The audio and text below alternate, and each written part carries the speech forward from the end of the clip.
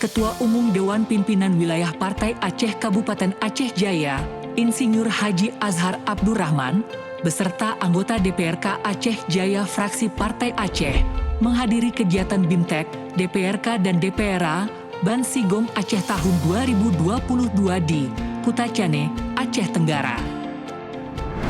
Kegiatan BIMTEK ini diselenggarakan oleh Partai Aceh yang dilaksanakan pada tanggal 19 sampai dengan tanggal 21 September tahun 2022 di Alas Hill Desa Embarung, Kecamatan Babu Salam Kutacane, Kabupaten Aceh Tenggara.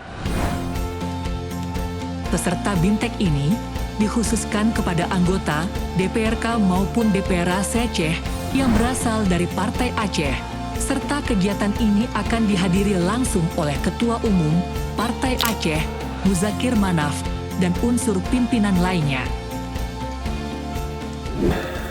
Acara BIMTEK pada hari ini, tanggal 21, dengan izin Allah, pada hari ini saya nyatakan dibuka.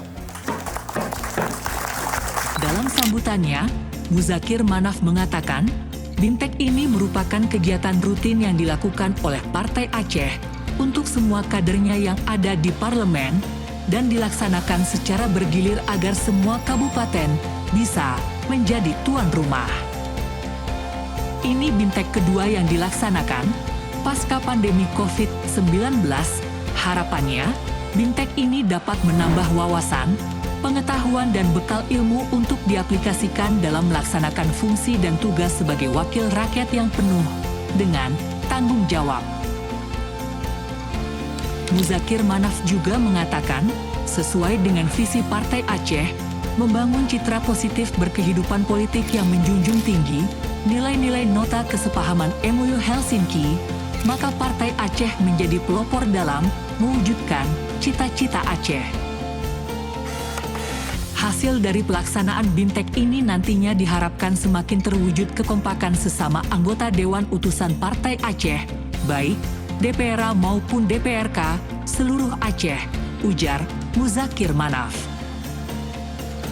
Ketua Umum DPW Partai Aceh Kabupaten Aceh Jaya dan juga sebagai anggota DPR Aceh, Insinyur Haji Azhar Abdurrahman, momen ini untuk memperkuat silaturahmi dan juga untuk membangun hubungan kekeluargaan antara pengurus Partai Aceh, pungkasnya.